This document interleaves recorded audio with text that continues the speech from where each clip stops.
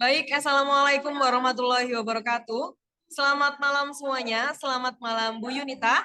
Di sini kami dari program studi Ekonomi Syariah dari kelompok 4 akan mempresentasikan terkait sumber daya alam batubara.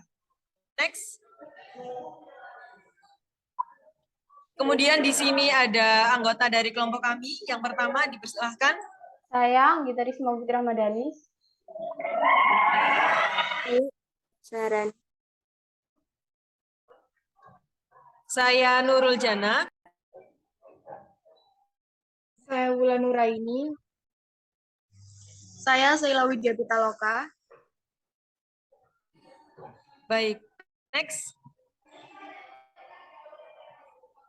Baik, untuk yang pertama akan dijelaskan oleh rekan saya, kepadanya dipersilahkan. Baik, terima kasih. Batu bara adalah endapan senyawa organik karbon yang terbentuk secara alamiah dari sisa tumbuh-tumbuhan. Batu bara yaitu suatu material karbon lebih dari 50% berdasarkan berat dan 70% berdasarkan volume. Batu bara adalah akumulasi sisa-sisa tumbuhan yang mati dan tidak sempat mengalami pembusukan secara sempurna. Proses penimbunan terjadi bersamaan dengan pergeseran kerak bumi atau dikenal sebagai pergeseran tektonik yang memungkinkan sisa-sisa tumbuhan terakumulasi hingga sangat dalam. Akibat penimbunan, material tumbuhan terkena suhu dan tekanan tinggi yang menyebabkan perubahan fisika dan kimiawi. Selama tahap tersebut, persentase hidrogen dan oksigen akan berkurang, sedangkan persentase karbon akan meningkat. Jadi, hasil akhirnya adalah suatu material yang mengandung karbon lebih dari 50% berdasarkan berat dan 70% berdasarkan volume yang kita sebut sebagai batu bara. Unsur utamanya terdiri dari karbon, hidrogen, dan oksigen.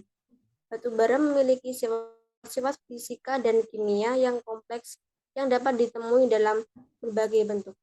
Itu berdasarkan Kementerian Energi dan Sumber Daya Mineral dan dalam siaran pers nomor 246 pers/04/SCI/2021.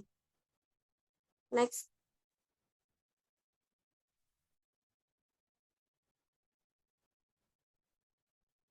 Cadangan batu bara Indonesia saat ini mencapai 38,84 miliar ton berdasarkan data pada 25 Oktober 2021.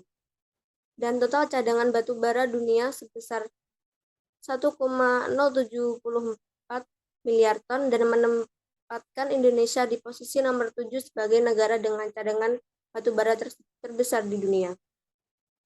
10 negara dengan cadangan batu bara pada tahun 2020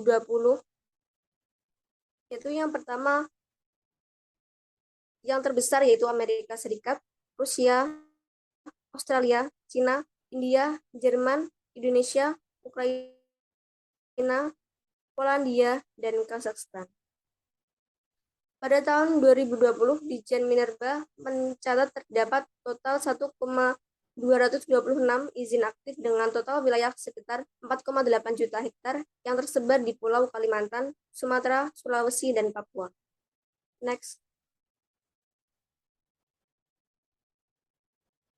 Nah, untuk selanjutnya akan saya jelaskan di mana pembentukan kelas batu bara atau jenis-jenis batu bara. Nah, berdasarkan tingkat proses pembentukannya yang dikontrol oleh tekanan, panas, dan waktu, itu batu bara umumnya dibagi ke dalam 5 kelas. Yang pertama ada antrisit, di mana antrisit ini adalah kelas batu bara yang paling tinggi, yang tertinggi, dengan ciri-ciri warna hitam berkilau atau luster metalik. Nah, antrasit ini mengandung antara 86% sampai 98% unsur karbon atau C dan air dengan kadar air kurang dari 8%. Nah, untuk yang kedua itu bituminus, di mana dia itu mengandung 68 sampai 86% unsur karbon atau C dan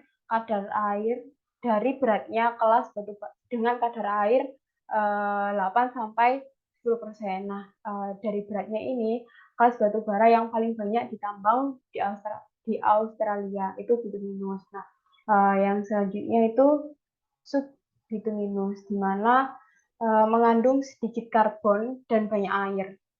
Dan oleh karenanya menjadi sumber panas yang kurang efisien dibandingkan dengan bituminus. Jadi karena dia ini karbon dan airnya mengandung sedikit, jadi untuk efisiensi panasnya itu dikatakan kurang. Nah, untuk selanjutnya ada lignit, itu batu bara berwarna coklat.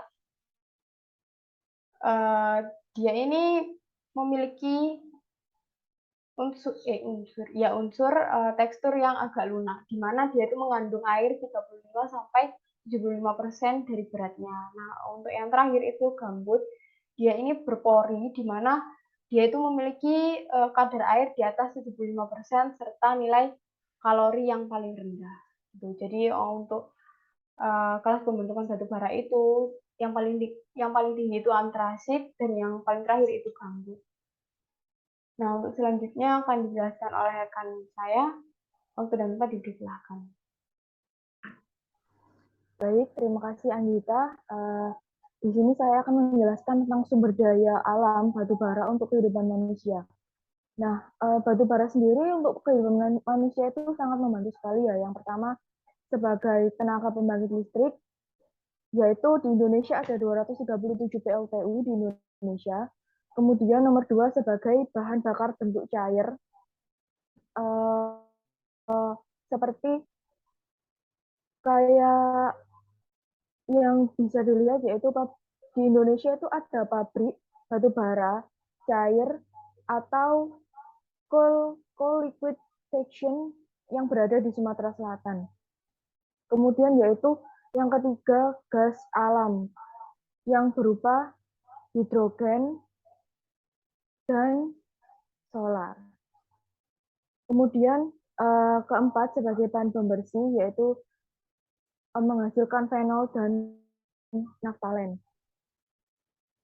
Dan kedua mineral tersebut itu bisa dijadikan komposisi pembersih yang digunakan manusia setiap harinya. Seperti kalau fenol itu bahan yang sering dijadikan campuran buat obat kumur, dan kebersihan, dan antiseptik. Kalau naftalen biasanya bahan yang dibutuhkan untuk memproduksi plastik, resin, dan insektisida. Kemudian yang kelima yaitu bahan baku semen sendiri, di mana batu bara ini digunakan untuk membakar sebagai pemanas bahan baku semen. Seperti yang sudah dipelajari, mungkin yang udah ngambil wawasan persemenan, di sejarah persemenan pasti dijelaskan tentang batu bara untuk membantu pemanasan proses produksi semen. Next.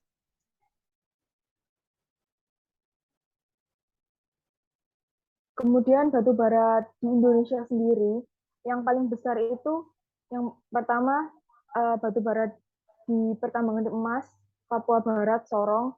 Kemudian ada Pulau Laut, Kalimantan Selatan.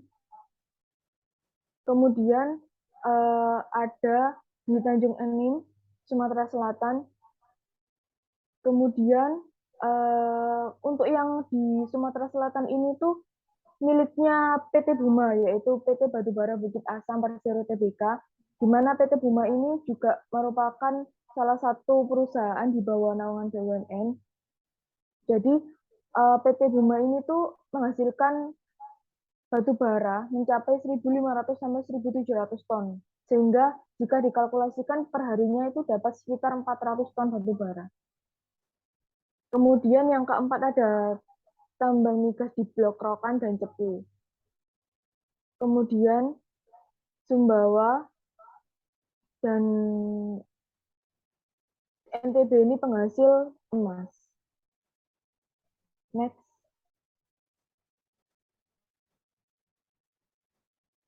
Untuk pembahasan selanjutnya ini akan dibawakan oleh rekan saya. Dipersilakan.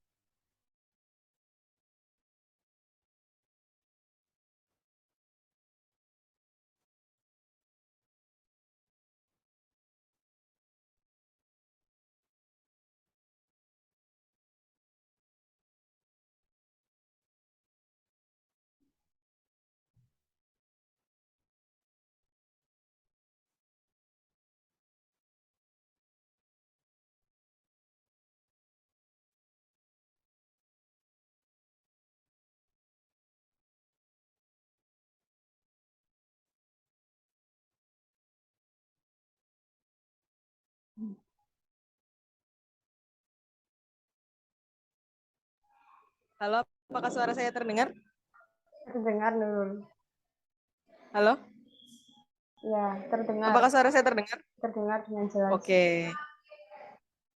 Oke, jadi di sini batu bara penyebab kerusakan alam. Nah, kenapa sih batu bara termasuk ke dalam penyebab kerusakan alam? Karena salah satu contohnya adalah manusia melakukan penambangan batu bara secara berlebih-lebihan yang menyebabkan lingkungan dan kawasan sekitar tambang akan mengalami dampak buruk.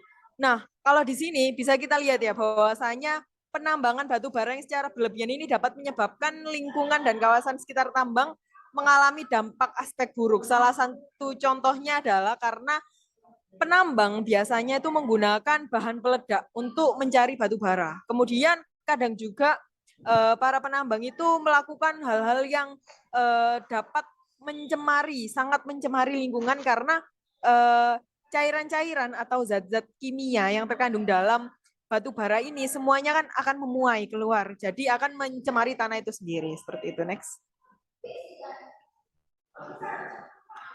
Kemudian di sini, kenapa proses batu bara merusak alam? Nah, permasalahan proses tambang batu bara dibagi menjadi 3, yaitu ada pengambilan batu bara, kemudian ada pengolahan batu bara, dan yang terakhir ada penggunaan batu bara. Seperti yang telah saya jelaskan tadi, di mana dalam pengambilan batu bara itu sendiri, para penambang cenderung menggunakan bahan peledak, sehingga bongkahan-bongkahan tanah ataupun batuan-batuan yang berada di sekitar tempat yang diledakkan akan mengalami kehancuran, dan kehancuran itu tidak akan dapat dibenarkan atau tidak dapat diperbaiki ketika seorang penambang tersebut tidak menyadari adanya mitigasi bencana seperti itu. Kemudian dalam pengelolaan batu bara sendiri, pembakaran batu bara akan menyebabkan adanya CO2 atau zat-zat yang tidak diinginkan, zat-zat yang sangat berbahaya bagi bumi itu sendiri. Itu dalam proses pengolahannya. Kemudian untuk proses penggunaan batu bara itu sendiri, seperti yang kita lihat ya, sekarang banyak sekali transportasi dan lain sebagainya. Itu kan kebanyakan menggunakan batu bara. Dan di sana kita juga menemukan banyak sekali zat-zat lah yang terkandung di dalamnya. Seperti contohnya CO2 itu tadi. CO2 dapat menyebabkan adanya global warming atau pemanasan global ketika kita menggunakannya secara berlebih-lebihan, ketika kita menggunakan bahan bakar tersebut secara berlebihan dan terus-menerus seperti itu. Next. Kemudian untuk upaya pelestarian batu bara di sini akan dijelaskan oleh rekan saya, kepadanya dipersilahkan. Baik, di sini saya akan menjelaskan mengenai upaya pelestarian dari batu bara itu sendiri. Nah, yang Ayo Bijak ini ada upaya pelestarian. Yang pertama adalah menggunakan batu bara dalam porsi yang cukup. Di sini itu kayak misalnya kita itu dalam memanfaatkan batu bara itu harus maksimal mungkin, kemudian dengan porsi yang cukup, tidak boleh berlebihan. Dan kemudian yang kedua, menggunakan peralatan rumah tangga dan peralatan kantor yang bersifat hemat energi. Kemudian yang ketiga, menggunakan sistem penerangan yang hemat energi. Seperti halnya kayak lampu LED yang sekarang kan udah ada yang menggunakan energi matahari sendiri. Nah, di sini juga ada upaya pelestarian batu bara sendiri dalam menjaga alam. Adanya pemerintah dalam upaya menjaga kelestarian batu bara juga mengeluarkan kebijakan dalam Peraturan Pemerintah Nomor 55 Tahun 2010 tentang pembinaan dan pengawasan penyelenggaraan pengelolaan usaha pertambangan, mineral, dan batu bara itu sendiri. Nah, di sini ada 3 dari upaya menjaga kelestarian batu bara yang ada dalam peraturan pemerintah. Yang pertama, pengelolaan dan pemurnian adalah kegiatan usaha pertambangan untuk meningkatkan mutu mineral dan untuk memanfaatkan dan memperoleh mineral itu sendiri. Kemudian yang kedua, adanya reklamasi atau kegiatan yang dilakukan sepanjang tahun usaha pertambangan untuk menata, memulihkan, dan memperbaiki kualitas lingkungan serta ekosistem agar dapat berfungsi kembali sesuai peruntukannya. Kemudian yang ketiga, adanya kegiatan pasca tambang yang selanjutnya disebut pasca tambang ini sendiri adalah kegiatan terencana, sistematis, dan berlanjut. Kemudian, setelah air sebagian atau seluruh kegiatan usaha pertambangan untuk memulihkan fungsi lingkungan alam dan fungsi sosial menurut kondisi lokal di seluruh wilayah tambang itu sendiri. Next.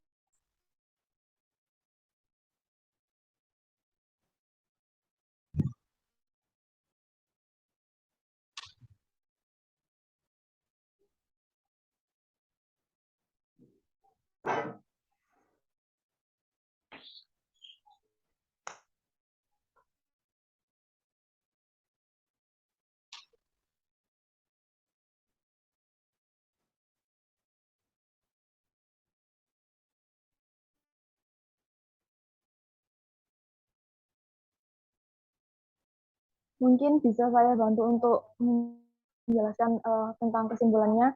Jadi kesimpulan dari presentasi kita pada hari ini tuh batu bara merupakan salah satu sumber daya alam yang tidak dapat diperbarui dan keberadaannya itu sangat dicari-cari oleh manusia dari seluruh dunia karena sangat dibutuhkan dalam berbagai aspek kehidupan. Dengan demikian, manusia terus-menerus akan melakukan penambangan yang membuat dampak kerusakan pada lingkungan sekitar dan sangat sulit untuk dikontrol. Seperti halnya di Indonesia yang merupakan salah satu negara dengan cadangan batu bara terbesar di dunia. Dengan demikian, sebagai manusia hendaknya kita juga mengurangi penggunaan batu bara ya dengan cara menggunakan alternatif lain, di mana dalam proses pencarian, pengolahan, dan penggunaannya itu tidak merusak dan mencemari lingkungan karena sesungguhnya kita di dunia itu dituntut untuk menjadi khalifah yang dapat menciptakan sebuah keadilan baik dalam hubungan dengan sesama manusia, dengan Tuhan maupun dengan alam dan sekitarnya. Next.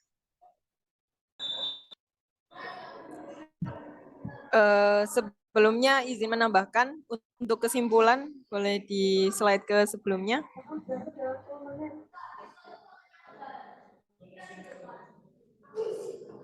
Oke, di sini saya sedikit menambahi untuk kalimat yang terakhir, di mana karena kita dari program studi ekonomi syariah diajarkan bahwasanya kita hidup di dunia ini sebagai khalifah. Dalam ayatnya berbunyi A'udzubillahi minasyaitonirrajim. Bismillahirrahmanirrahim. Wa idz qala rabbuka lil malaikati inni ja'ilun fil ardi khalifah. Di mana yang artinya Allah menciptakan kita di dunia ini sesungguhnya adalah sebagai khalifah yang menciptakan keadilan dan juga perbaikan di dunia. Dan juga ada salah satu hadis yang berbunyi kullukum ra'in wa kullukum mas'ulin an ra'iyati. Di situ kita itu setiap manusia ini merupakan seorang pemimpin dan setiap pemimpin itu mempunyai tanggung jawab di atasnya. Nah, di sini setiap manusia adalah pemimpin. Jadi sebaiknya karena kita ini seorang pemimpin, karena kita ini sejatinya adalah seorang pemimpin, orang yang dapat mengendalikan sesuatu di bumi ini, hendaknya kita menjalankan tugas dari Tuhan dan juga menjaga alam dan sekitarnya dengan baik dan juga sesuai dengan apa yang dianjurkan oleh Tuhan. Seperti itu. Next.